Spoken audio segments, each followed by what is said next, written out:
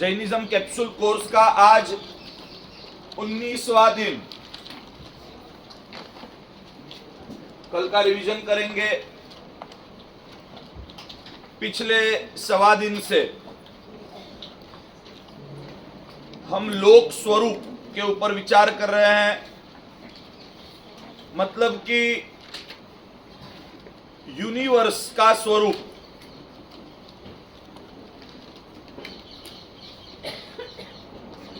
तो एक श्रमित व्यक्ति अपनी कमर पर हाथ देकर विश्राम की मुद्रा में खड़ा रहे और जो आकार बनता है वैसा आकार अनंत अलोकाकाश के बीच में रहे हुए लोकाकाश का है। उसके नाप की वजह से उसे 14 राजलोक के नाम से भी जाना जाता है। 14 राजलोक इसलिए कि अगर उस विश्राम की मुद्रा में कमर पर हाथ देकर खड़े हुए व्यक्ति उसके सर से लेकर उसके पैर तक का नाप अगर देखा जाए तो वह 14 राजलोक प्रमाण है। एक राजलोक मतलब असंख्य योजन। वैसे 14 राजलोक प्रमाण लोक का नाप ऊपर से लेकर नीचे तक है। सबसे बीच में वो एक राजलोक जितना है। एक राजलोक से ऊपर 7 राजलोक तक जाते जाते 3.5 राजलोक तक वो बढ़ता जाता है। 3.5 राजलोक की ऊंचाई पे अगर जाकर देखे तो उसकी चौड़ाई 5 राजलोक की है। और फिर से वहां से ऊपर जाते जाते 3.5 राजलोक ऊपर जाए तो घटते घटते उसकी चौड़ाई 1 राजलोक।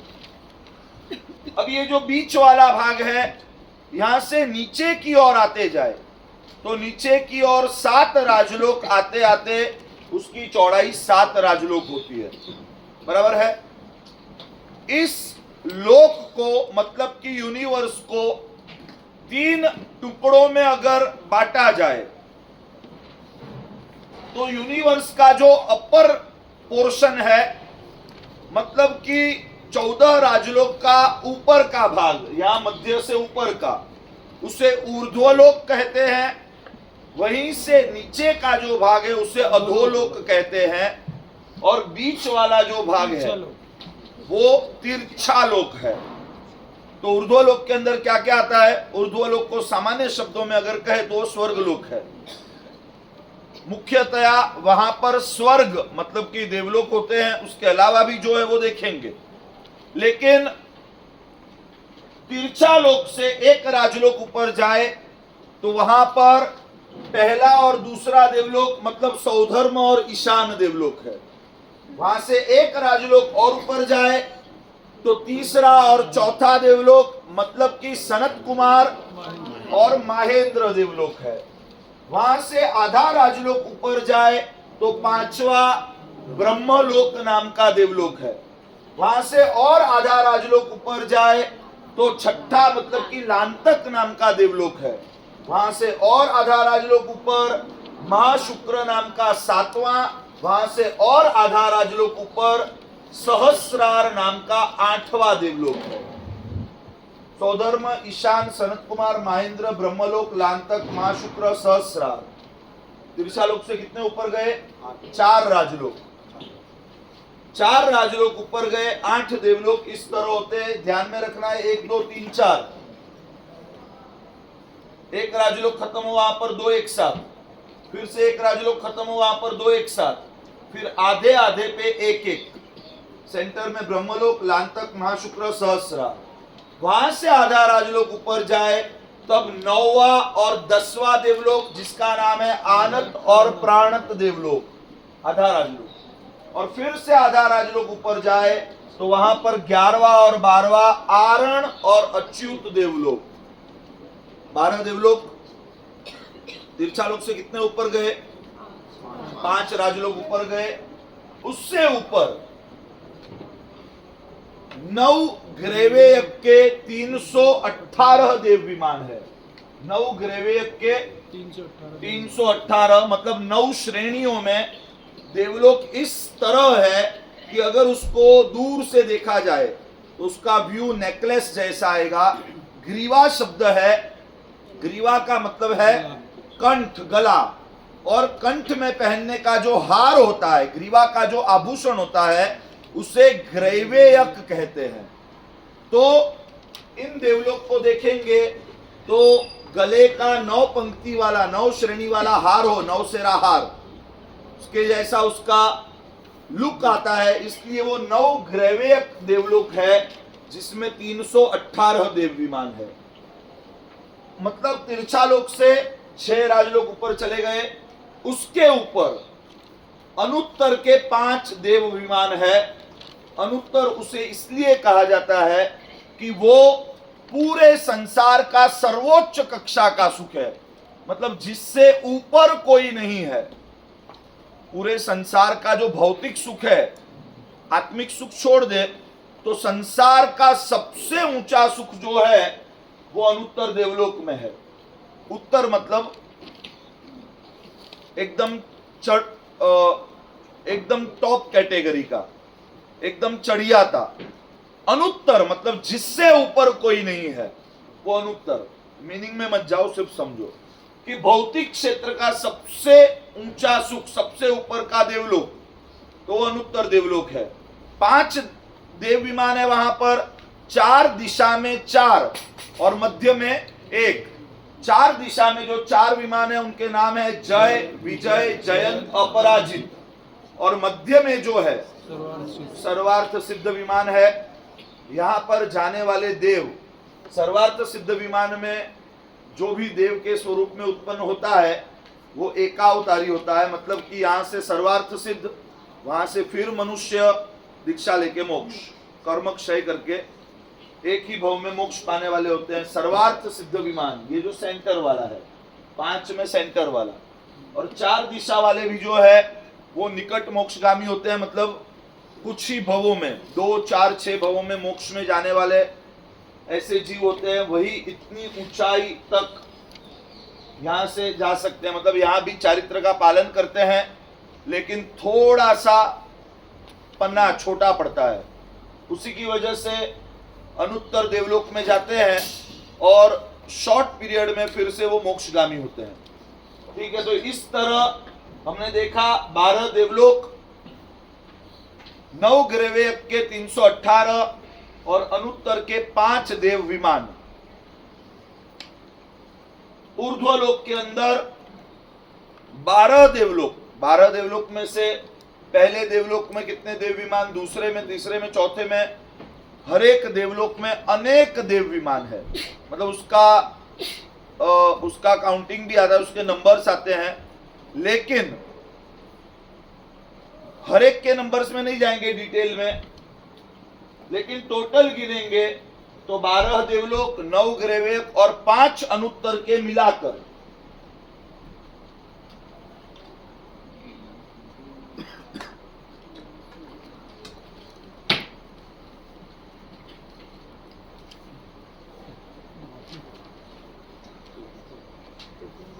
कुल देव विमान इतने हैं।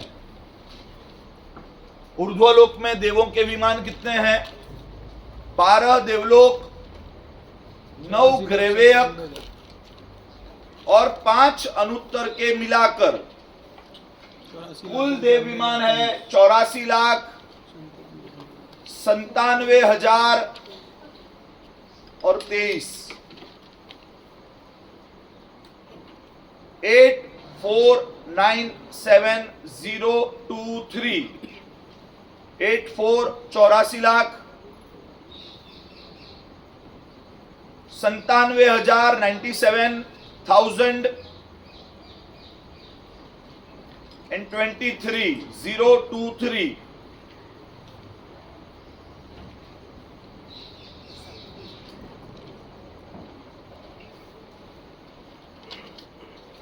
तिरछा लोक से ऊपर ऊर्ध्वलोक के जो 12 देवलोक हमने देखे, 9 ग्रैवेयक और 5 अनुत्तर, उसके मिलाकर कुल 84,97,000 और 23 देव विमान है। और 5 अनुत्तर के देव विमान के बाद जहां लोक का अंत होता है, ऊपर की दिशा में जहां 14 राजलोक का ऊपरी एंड है, वहां पर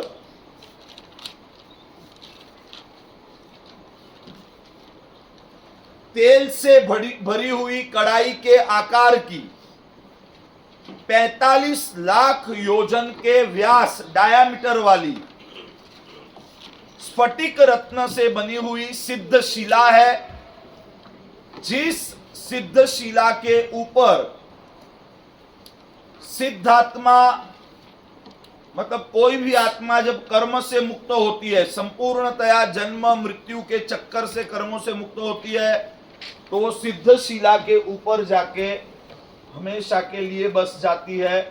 बस वो लोक का अग्रभाग है, वहां से ऊपर वो गति नहीं कर पाती, क्योंकि वहां से ऊपर कुछ है ही नहीं। तो इस तरह ऊर्ध्वलोक के अंदर 12 देवलोक, 9 ग्रह, 5 अनुत्तर और सबसे ऊपर सिद्ध शिला है। क्लियर है? जान वो स्टैंडी का देखेला तो कब का कुछ कर रहा है बेचारा, वो नहीं जान। अब तिरछालोक से नीचे, तिरछालोक पर हम जिस भूमि पर रहते हैं, उस भूमि को रत्न प्रभा पृथ्वी कहते हैं। उस भूमि के अंदर, भूमि के अलग अलग लेयर्स है, तो उन लेयर्स में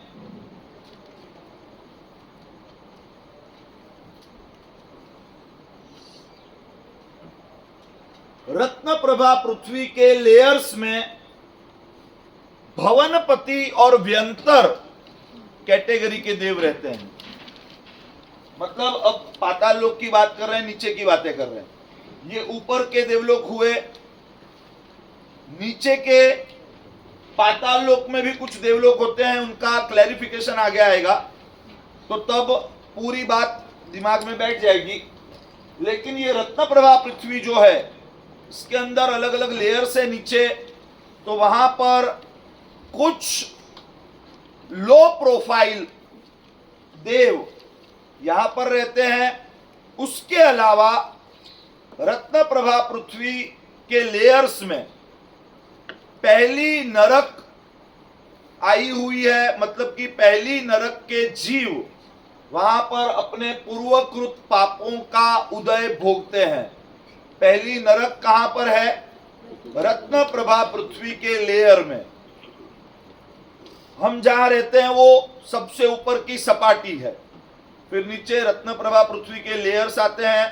तो उस लेयर्स के अंदर भवनपति व्यंतर नाम के जो BC कैटेगरी के देव है, लो प्रोफाइल देव है, वो पाताल लोक में रहते हैं। उसके अलावा पहली नरक के जीव, यहाँ पहली नरक है, वहां पहली नरक के जीव पूर्वकृत पापों के उदय को भोगते हैं। मतलब कि पहली पृथ्वी का नाम है रत्न प्रभा, दूसरी पृथ्वी जो है उसका नाम है शर्करा प्रभा, तीसरी पहले नाम जान लेंगे, रत्न प्रभा, शर्करा प्रभा, वालुका प्रभा, पंक प्रभा, धूम प्रभा, तमह प्रभा और महातमह प्रभा, या तो तमस तमह प्रभा। रत्न प्रभा, शर्करा प्रभा, वालुका प्रभा, पंक प्रभा, धूम प्रभा, तमह प्रभा। तमह तमह मतलब अंधकार ही अंधकार, या तो महातमह मतलब एकदम घना अंधकार। तो 7 नरक पृथ्वी के नाम है। तो हरेक पृथ्वी के जो अंदर के लेयर्स है, वहां पर नरक रही हुई है। मतलब कि 7 पृथ्वी और हरेक पृथ्वी के लेयर में पहली, दूसरी, तीसरी, चौथी, पांचवी, छठी और 7वीं नरक। इस तरह अधोलोक में भवनपति और व्यंतर कैटेगरी के देव और उसके अलावा 7 नरक आई हुई है। लिखोगे, लिखना है तो। अधोलोक में रत्न प्रभा पृथ्वी के लेयर में भवनपति व्यंतर कैटेगरी मतलब निकाय लिख सकते हो, निकाय, भवनपति व्यंतर निकाय के देव एवं प्रथम नरक के जीव रहते हैं, जो पूर्वकृत पहले किए हुए पूर्वकृत पापों का उदय भोगते हैं। उसी तरह दूसरी नरक पृथ्वी में, मतलब दूसरी पृथ्वी में दूसरी नरक के जीव, तीसरी पृथ्वी में तीसरी नरक के जीव, क्रमशः 7 पृथ्वी और वहां पर 7 नरक आई हुई है, जिसमें नरक के जीव पूर्वकृत पापों के उदय को भोगते हैं।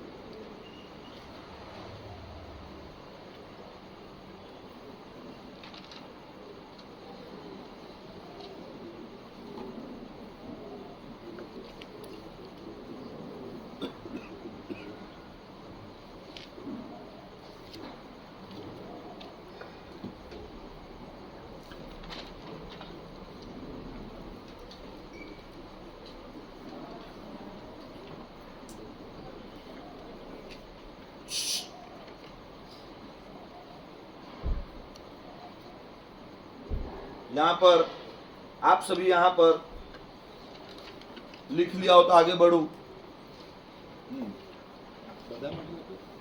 सबके लिए लिखना है क्या? सब पृथ्वी के लिए लिख लेना है क्या? फिर वो सबके लिए समझ लेना, मतलब सिर्फ लिख लो 7 पृथ्वी 7 नरक।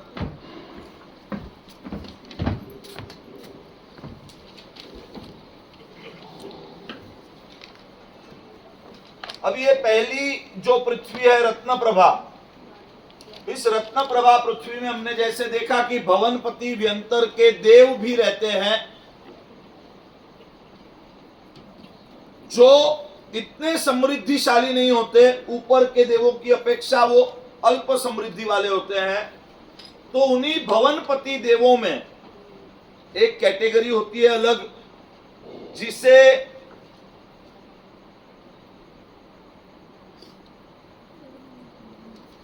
परमाधामी देव कहते हैं। भवनपति कहां रहते हैं? रत्न प्रभा पृथ्वी के लेयर में। और वो भवनपति कैटेगरी के जो देव हैं, उन्हीं के अंदर उनकी एक सब कैटेगरी है, जिनका नाम है परमाधामी देव।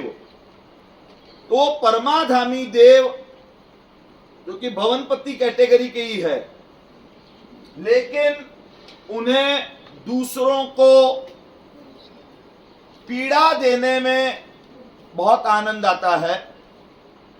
तो क्या करते हैं, जहां पर वो है वहीं से थोड़े दूर उसी रत्न प्रभा पृथ्वी के लेयर में नरक के जीव भी है। तो वहां जाकर वो अपने तामसिक आनंद के लिए, कुछ लोग ऐसे होते हैं जिन्हें दूसरों को पीड़ा देकर मजा आती है, ये भवनपति, ये परमाधामी देव की कैटेगरी है। तो ये परमाधामी देव वहां जाकर नरक के जीवों को पीड़ा देते हैं, उन्हें पीड़ा देकर उसमें से आनंद पाने का कार्य करते हैं। परमाधामी देव मतलब हमने ऐसा सुना होगा कि भाई नरक के अंदर वो राक्षस होते हैं, जल्लाद होते हैं, वर्ड्स सिर्फ अलग है, ऐसा है। और इसीलिए अलग अलग जगह पर ऐसी बातें हमें सुनने मिलती है। तो रत्न प्रभा पृथ्वी के लेयर में भवनपति कैटेगरी के जो देव है, उन्हीं भवनपति कैटेगरी की सब कैटेगरी में एक प्रकार है परमाधामी देव। वो नरक के जीवों को पीड़ा देकर उसमें से आनंद पाते हैं। मतलब कि नरक के जीव का कर्म है कि उसको पीड़ा पाना है, और उसमें पीड़ा देने का कार्य मतलब निमित्त कौन बनता है? ये परमाधामी देव। वो उनको पीड़ा देकर उसमें से आनंद पाते हैं। और ये परमाधामी देव जो है वो पहली, दूसरी और तीसरी नरक पृथ्वी तक जा सकते हैं। मतलब परमाधामी तीसरी नरक पृथ्वी तक जाकर नरक के जीवों को परेशान किया करते हैं।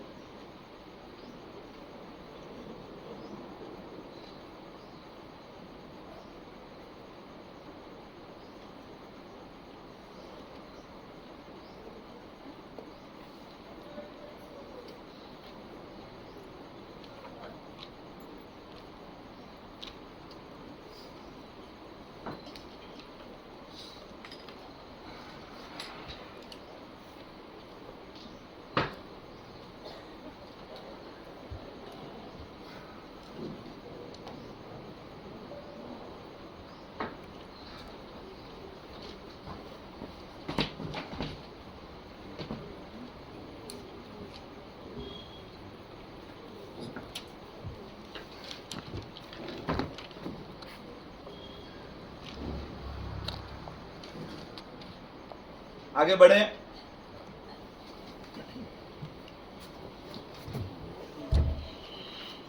ऊर्ध्वलोक, अधोलोक, ऐसे तो बहुत डिटेल्ड है। इस विषय में हमारे पास लघु संग्रहणी, बृहत संग्रहणी, क्षेत्र समास, बृहत क्षेत्र समास, लघु क्षेत्र समास, सूर्य प्रज्ञप्ति, चंद्र प्रज्ञप्ति, जम्बूद्वीप प्रज्ञप्ति वगैरह वगैरह अनेक आगम ग्रंथों से लगाकर छोटे बड़े अनेक ग्रंथ हैं। उसके अंदर बहुत ही डिटेल्ड बातें हैं, काफी लॉजिकल बातें भी है।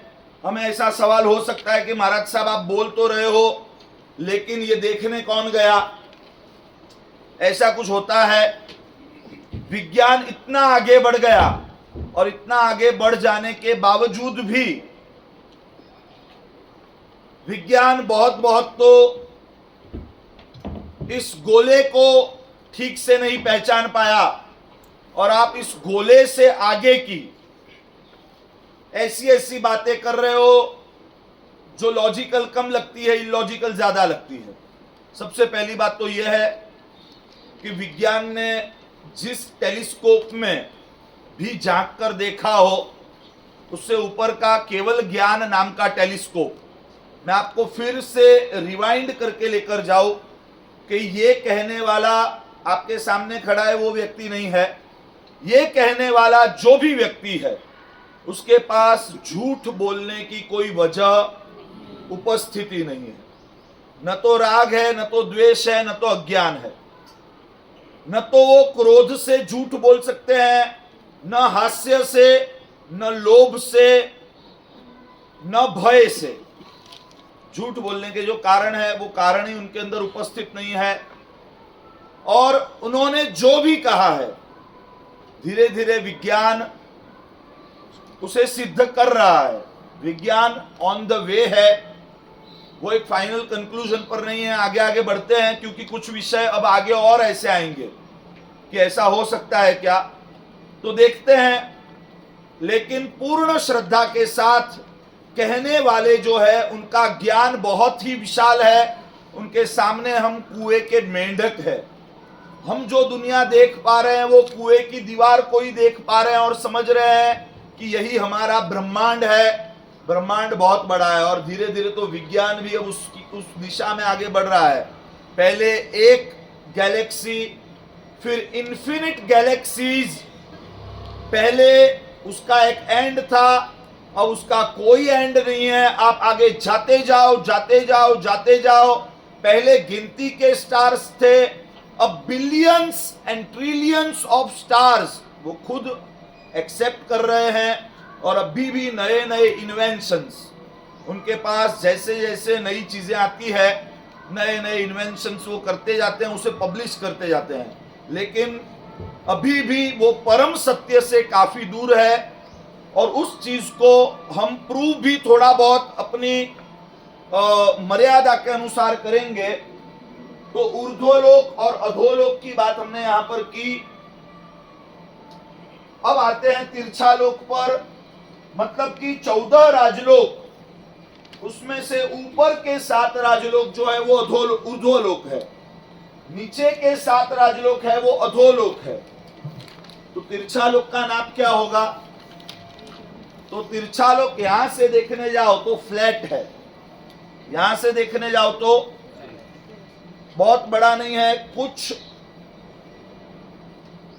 100 योजन का ही है, कुछ 100।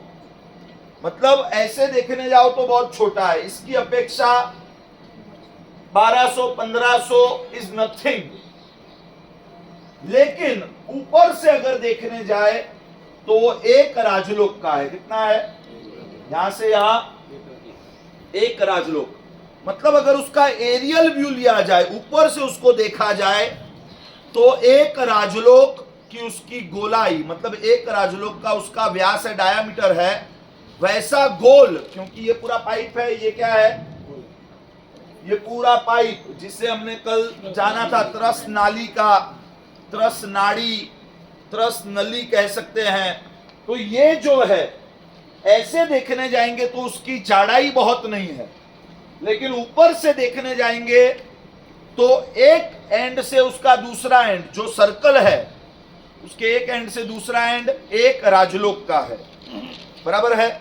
त्रस नाड़ी जितना पूरा उसका घेरावा, उसका ऊपर से देखोगे तो ये जो गोल है पूरा, वो गोल फ्लैट थाली जैसा एक राजलोक, मतलब तिरछा लोक की ऐसे चौड़ाई, व्यास उसका देखा जाए डायमीटर तो एक राजलोक है, उसकी जाड़ाई बहुत कम है, जाड़ाई कुछ 100 योजन है।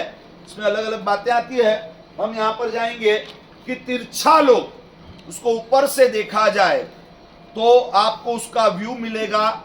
एक बीच में एक सर्कल है, उसके बाजू में एक रिंग, उसके बाजू में दूसरी रिंग, उसके बाजू में तीसरी रिंग, उसके बाजू में चौथी रिंग, उसके बाजू में पांचवी रिंग, ऐसी असंख्य अनकाउंटेबल रिंग्स आएगी। तो तिरछा लोक का जो सेंटर है, सबसे बीच में है, वो एक जमीन है जिसे हम कहेंगे द्वीप। सबसे बीच में एक जमीन है, एक द्वीप है जिसका नाम है जम्बू द्वीप। तिरछा लोक में सबसे मध्य में एक सर्कल, सबसे मध्य में एक सर्कल है, जमीन का गोल टुकड़ा जिसका नाम है जम्बू द्वीप। वो जम्बू द्वीप एक समंदर से सराउंडेड है, उसकी चारों ओर एक रिंग जैसा समंदर है। वह समंदर फिर से एक जमीन से घिरा हुआ है रिंग, बीच में सर्कल होगा, उसके बाद जितनी भी होगी रिंग ही होगी, क्लियर है।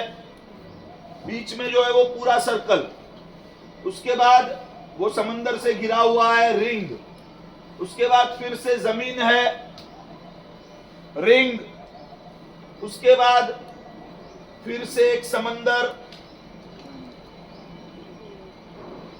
रिंग के आकार में। वैसे एक द्वीप एक समंदर, एक द्वीप एक समंदर, एक द्वीप एक समंदर, वैसे असंख्य द्वीप, अनकाउंटेबल द्वीप और असंख्य समुंदर। जितने द्वीप है उसके पीछे एक एक समंदर, तो अनकाउंटेबल समुद्र। तिरछा लोक को अगर ऊपर से देखा जाए तो उसके सबसे मध्य में एक द्वीप है, वो द्वीप समंदर से घिरा हुआ है, वह समंदर दूसरे एक द्वीप से घिरा हुआ है, वह द्वीप फिर से एक समंदर से घिरा हुआ है। वैसे एक द्वीप एक समंदर, एक द्वीप एक समंदर करते करते असंख्य द्वीप और असंख्य समुद्र है। पहले सुनेंगे।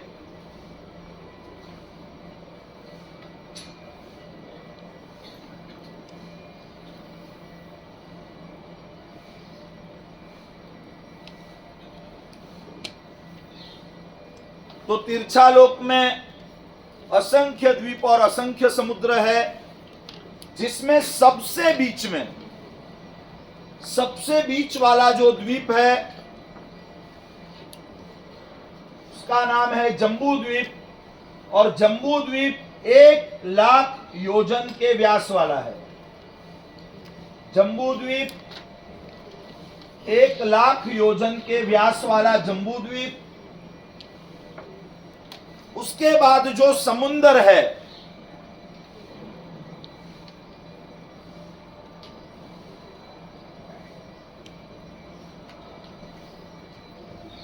वो सभी बाजू से 2-2 लाख योजन की चौड़ाई वाला है।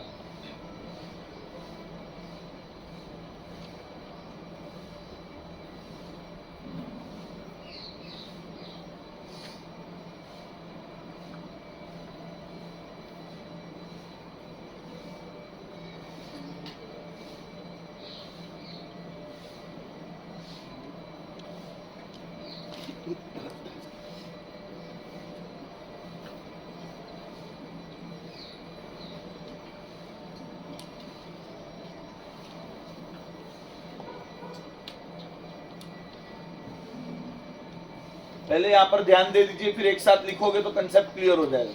सभी का ध्यान यहां पर, सभी का ध्यान यहां पर। तिरछा लोक में सबसे मध्य में 1,00,000 योजन के व्यास वाला जम्बू द्वीप, एक एंड से दूसरे एंड तक 1,00,000 योजन के व्यास वाला जम्बू द्वीप। उसके बाद समुद्र जो है उसका नाम है लवण समुद्र। लवण समुद्र जो हर एक साइड से 2-2 लाख योजन की चौड़ाई वाला है। मतलब दो इस साइड कहीं से भी देखोगे तो समंदर के एक एंड से दूसरा एंड जो है वो 2 लाख योजन की चौड़ाई वाला। लिखोगे नहीं, सिर्फ यहां पर ध्यान रखोगे पहले। उसके बाद फिर से एक द्वीप, यहां मैं प्रोपोर्शन वाइज नहीं बना रहा हूं क्योंकि अपने पास इतनी एफएसआई नहीं है।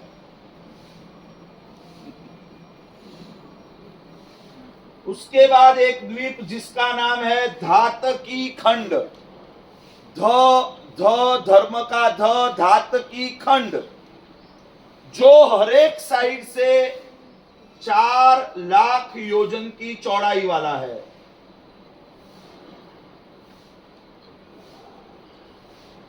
चार लाख योजन की चौड़ाई वाला धातकी खंड। इसके बाद क्या आएगा? फिर से एक समुंदर जिसका नाम है काल उदधी, मतलब कालोदधी समुद्र, जो हर एक साइड से 8,00,000 योजन की चौड़ाई वाला है। इसको यहां पर अटकाते हैं। इसी तरह हम समझेंगे कि आगे आगे के जो द्वीप समुद्र है वो डबल डबल चौड़ाई वाले हैं। जम्बू द्वीप 1,00,000 योजन की चौड़ाई, 1,00,000 बराबर से समझना, 1,00,000 योजन के व्यास वाला जम्बू द्वीप।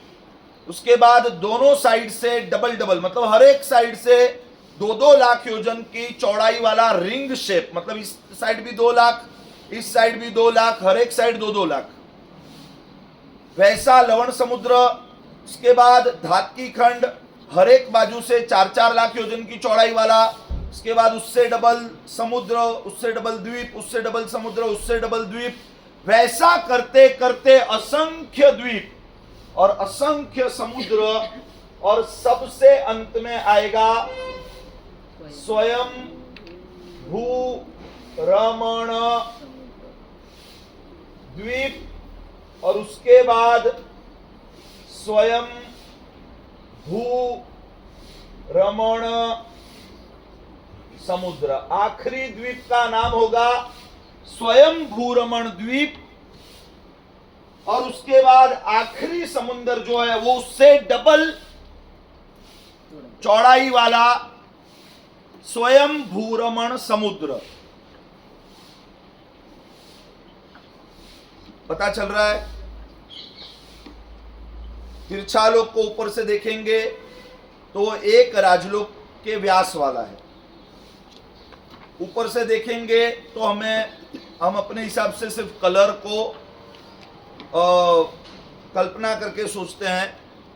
एक सबसे बीच में ग्रीन, मतलब लैंड, उसके बाद रिंग शेप में blue water, green blue green blue green blue green blue, एक द्वीप एक समुद्र, एक द्वीप एक समुद्र, एक द्वीप एक समुद्र।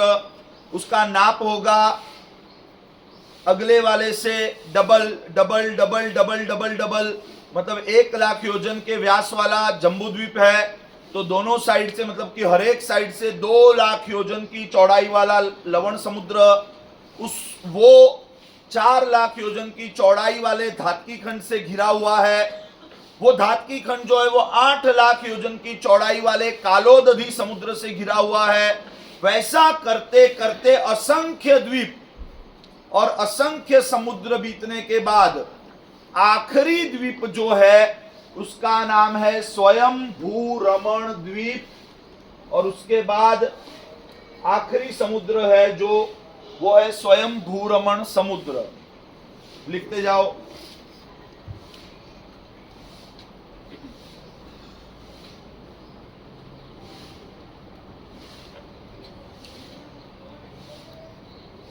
संपूर्ण तिरछालोक एक राजलोक का तिरछालोक का व्यास है।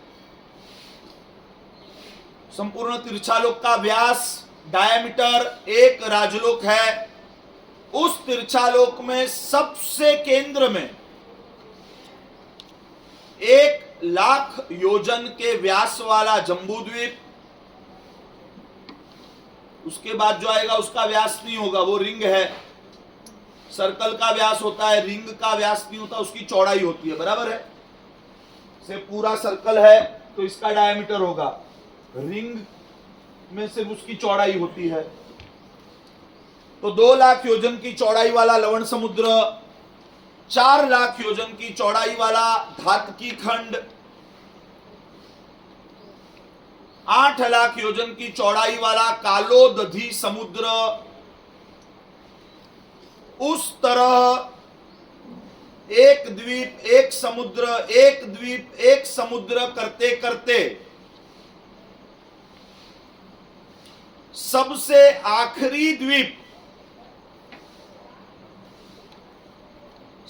आखिरी द्वीप है स्वयं भूरमण द्वीप।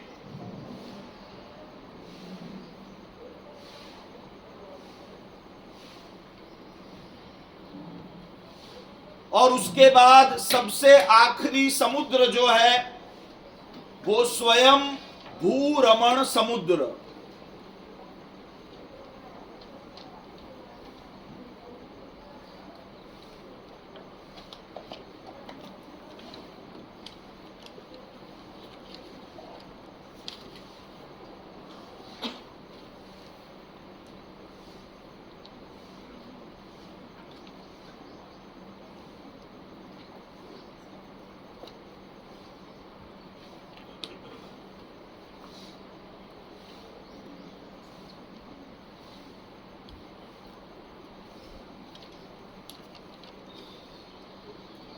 थोड़ा कंसंट्रेशन लगाना पड़ेगा। हाँ,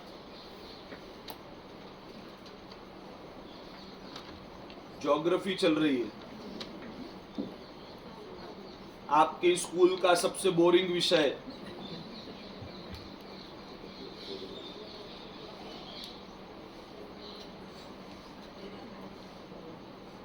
तिरछालोक एक राजलोक के व्यास वाला है, उसमें सबसे मध्य में 1,00,000 योजन के व्यास वाला जम्बूद्वीप, उसकी चारों ओर 2,00,000 योजन की चौड़ाई वाला लवण समुद्र, उसकी चारों ओर 4,00,000 योजन की चौड़ाई वाला धातकी खंड, उसके चारों ओर 8,00,000 योजन की चौड़ाई वाला कालोदधी समुद्र। वैसे एक द्वीप एक समुद्र, एक द्वीप एक समुद्र, एक द्वीप एक समुद्र करते करते असंख्य द्वीप और असंख्य समुद्र में सबसे अंतिम स्वयं भूरमण द्वीप है। और उसकी चारों ओर उससे डबल चौड़ाई वाला आखिरी समुद्र स्वयं भूरमण समुद्र है। क्लियर?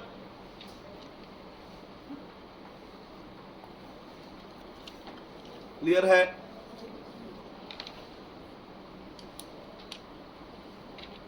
तो स्वयं भूरमण समुद्र की चौड़ाई कितनी होगी? पेन नीचे रख दीजिए, अब लिखना नहीं। ऐसे अगर हम करते जाए तो स्वयं भूरमण समुद्र की चौड़ाई कितनी होगी? हाँ, एक राजलोक मतलब कितने योजन? स्वयं भूरमण समुद्र के एक एंड से, समझो कि इसको हम स्वयं भूरमण समुद्र समझ लेते हैं। ये बीच में बहुत सारे सर्कल आ गए, उन सर्कल्स को अब जाने दो, बराबर है।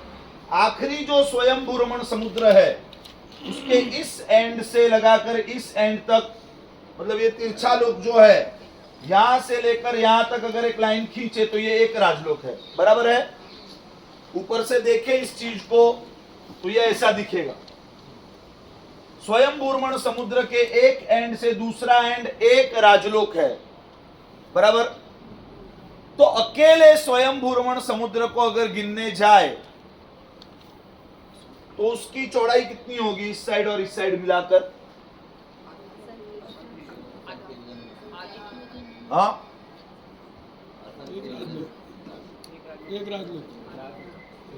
राजलोक अकेले स्वयं भूर्मण, बीच वालों को नहीं गिनना है।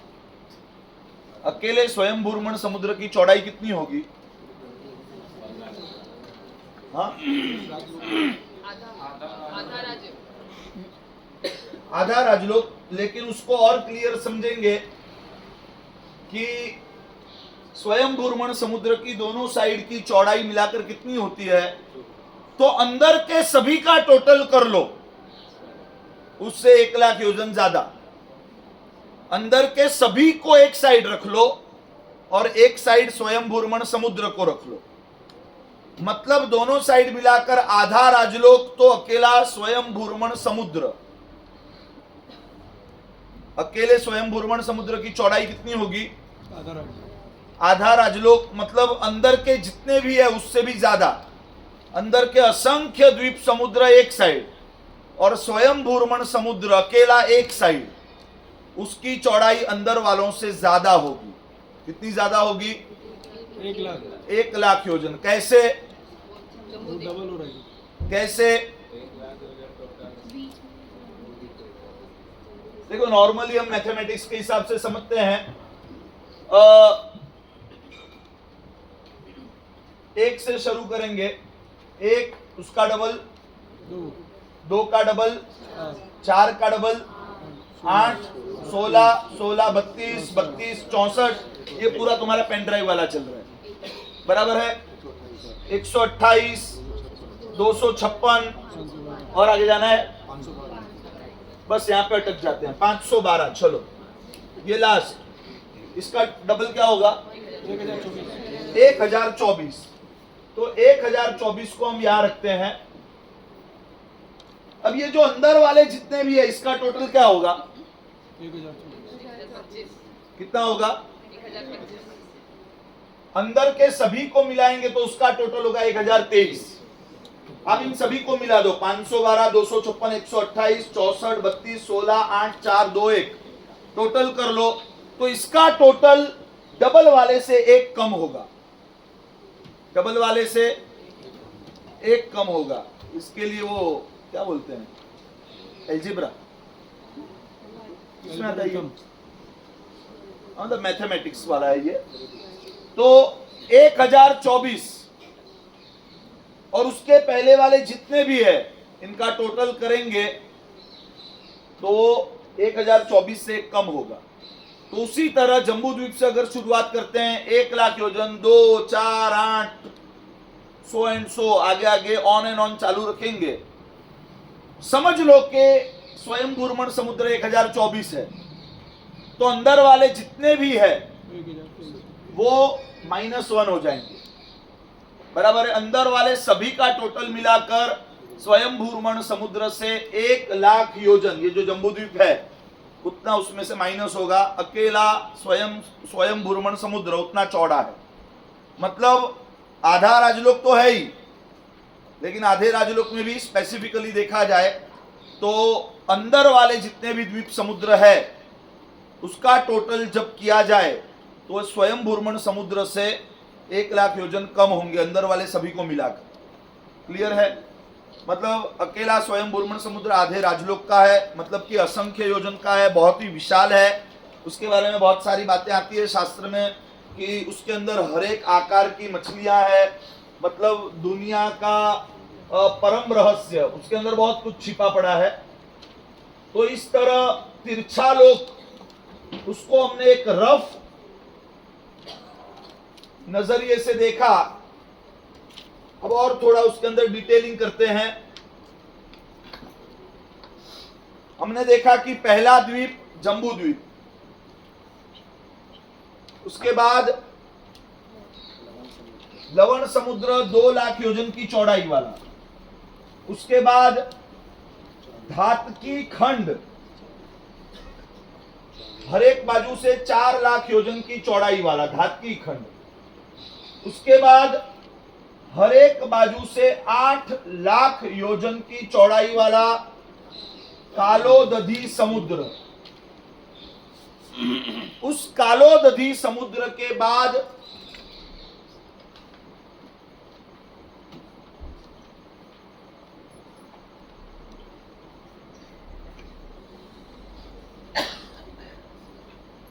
दोनों बाजू से 16-16 लाख योजन की चौड़ाई वाला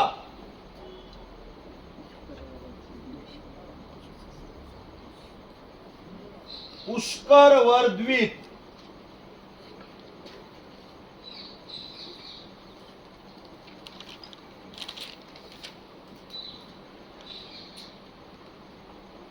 16-16 लाख योजन की चौड़ाई वाला पुष्कर द्वीप है।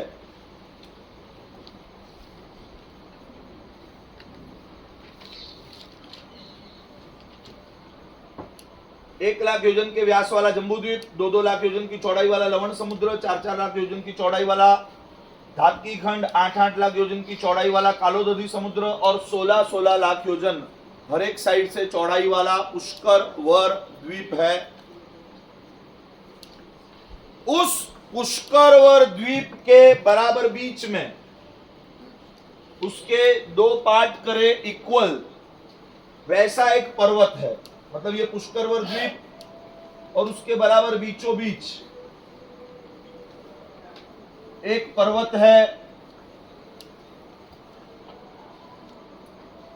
जो पुष्कर द्वीप के 8-8 लाख योजन के 2 टुकड़े करता है। बीचों बीच एक पूरा पर्वत है जो पुष्कर द्वीप के समान, मतलब 8-8 लाख योजन के 2 भाग करता है, टुकड़े करता है।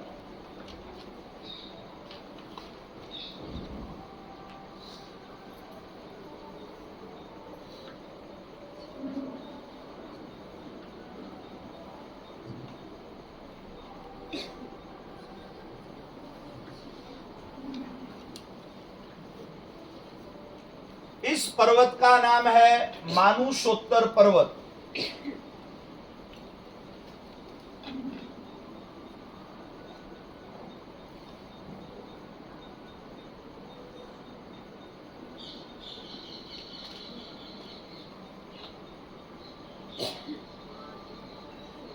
यहां पर ध्यान देंगे। अब ये सारी बातें कहां की चल रही है?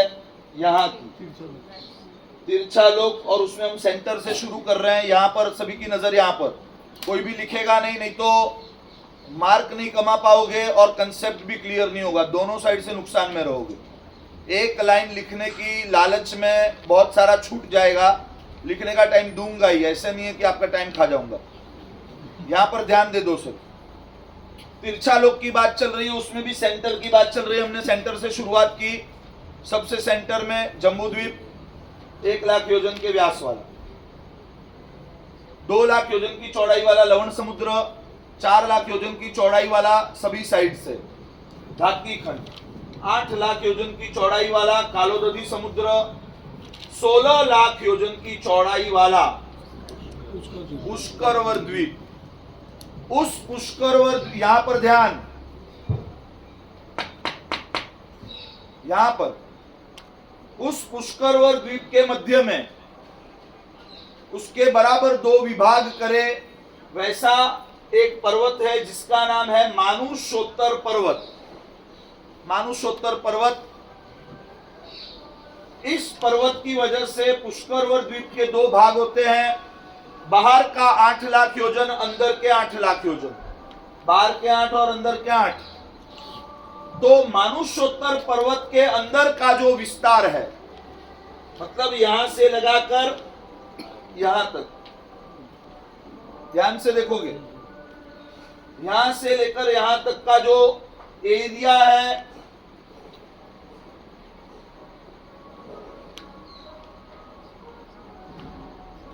उसे मनुष्य लोक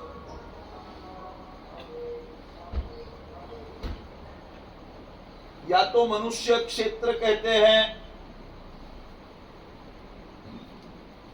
पुष्कर अर्धद्वीप, पुष्कर द्वीप जो पूरा है उसे अर्ध, आधा ले लें तो पुष्कर अर्धद्वीप का जो विस्तार है, मतलब मानुषोत्तर पर्वत के अंदर का विस्तार, ये पूरा जो सर्कल है बीच में जिगजैग, उसके अंदर के विस्तार को मनुष्य लोक या तो मनुष्य क्षेत्र कहते हैं। क्यों कहते हैं? क्योंकि मनुष्य के जन्म और उसकी मृत्यु इस मनुष्य क्षेत्र के अंदर ही होती है। किसी भी मनुष्य का जन्म इस घेरावे के अंदर ही होता है और इसकी मृत्यु भी इसी के अंदर होती है। ऐसा हो सकता है कि वो किसी लब्धि मतलब ऐसी कोई दिव्य शक्ति से या किसी देव की सहाय से बाहर जाए भी, लेकिन उसके जन्म और मृत्यु कभी भी मनुष्य लोक के बाहर नहीं होते। क्लियर है? समझना बराबर। जम्बूद्वीप, लवण समुद्र, धात्की खंड, कालोदधी समुद्र और पुष्करवर द्वीप। पुष्करवर द्वीप के बीचों बीच जो मानुष्योत्तर पर्वत है, उस मानुष्योत्तर पर्वत को मनुष्य लोक या मनुष्य क्षेत्र कहा जाता है। और मनुष्य के जन्म और मृत्यु मैक्सिमम तो उसका रहना भी यहीं पर होता है, लेकिन कभी कोई एक्सेप्शनल केस में अपनी लब्धियों की वजह से या किसी देव सहाय से वो बाहर जाए भी, तो भी उसके जन्म और मरण तो इसी के अंदर होते हैं।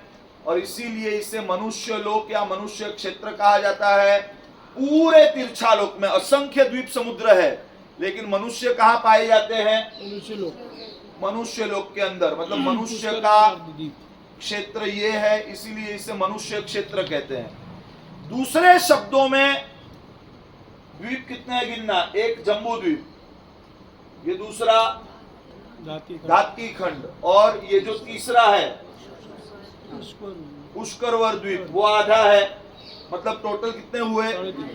2.5 द्वीप। तो आपने ये शब्द सुना होगा, 2.5 द्वीप। मतलब इस क्षेत्र को मनुष्य लोक कहा जाता है, मनुष्य क्षेत्र कहा जाता है।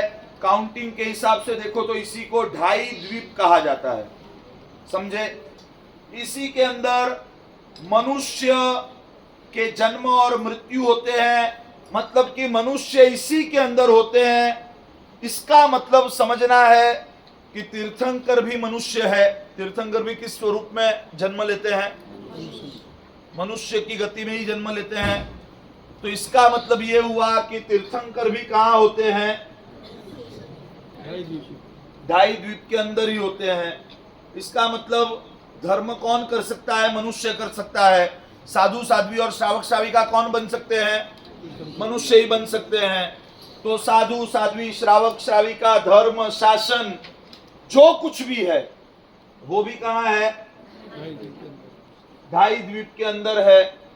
मतलब कि ये जो मनुष्य क्षेत्र है, मनुष्य लोक है, 2.5 द्वीप है, यहीं से आत्मा धर्म कर सकती है। तो मोक्ष भी कहां से जा सकती है? क्योंकि मोक्ष में जाने के लिए आयुष्य पूर्ण करना होता है ना। हाँ, लाइफ यहां पर खत्म हो और सभी कर्मों का नाश हो तो आत्मा यहां से मोक्ष में जाती है। तो मोक्ष गमन भी कहां से संभवित है? इस 2.5 द्वीप के अंदर से ही आत्मा मोक्ष में जा सकती है। और इसको थोड़ा लॉजिकल देखेंगे। समझो कि इस जगह से किसी का मोक्ष हुआ तो बराबर वो आत्मा यहां से सीधी ऊर्ध्व गति में सिद्धशिला पर जाएगी। इस जगह से हुआ, समझो यहां पर आयुष्य खत्म हुआ, शरीर यहां पर ढल गया, आत्मा ने शरीर को छोड़ दिया, यहीं से वो सीधे ऊपर सिद्धशिला में जाएंगे। बराबर है? जहां पर आयुष्य पूर्ण होगा वहां से जाएंगे। मनुष्य का जीवन इन 2.5 द्वीप के अंदर ही खत्म होता है। मतलब जन्म और मृत्यु उसी के अंदर होती है। तो किसी आत्मा ने समझो कि इस जगह से या तो इस जगह से या तो किसी इस जगह से अपना आयुष्य पूरा किया और मोक्ष में गई, तो बराबर वो यहां से ऊपर जाएंगे। बराबर जहां पर है वहां से ऊपर जाएंगे। तो हमने जम्बूद्वीप का डायमीटर तो देखा, मनुष्य लोक का डायमीटर देखते हैं। मनुष्य लोक का डायमीटर मुझे गिन के आप बताओ। जम्बूद्वीप का 1 लाख योजन। पूरे लवण समुद्र को ले लिया जाए तो कितना होगा? कितना होगा? 2 और 2 यहां पर, सिर्फ 2 ऐड मत करना, दोनों साइड से। पूरे लवण समुद्र को अगर कवर करना है तो 2, 1, 2 कितने हुए? 5। अगर पूरे धात्की खंड को कवर करना है कितने होंगे? 13 हुए। बराबर। पूरे कालोदधी समुद्र को अगर कवर करना है कितने हैं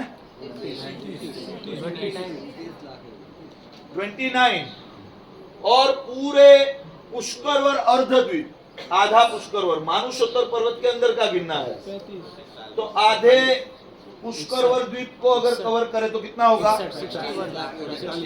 ओ भगवान भगवान भगवान प्लीज प्लीज प्लीज आधा आधा आधा 16 नहीं गिनना है चलो मैं ही बता देता हूँ ये मतलब थोड़ा कॉमन सेंस लगाओ 1 लाख योजन जम्बूद्वीप लवण समुद्र के 2-2 जोड़ दो 5 धातकी खंड के 4-4 जोड़ दो 13 कालोदधी समुद्र के 8-8 जोड़ दो 13 और 16 29 और पुष्करवर अर्धद्वीप 16 नहीं यहां से 8 और उसकी अपोजिट साइड से 8 और 8 जोड़ दो 29 और 16 45 लाख योजन कितना हुआ अच्छा 45 लाख योजन की दूसरी कौन सी चीज आपने देखी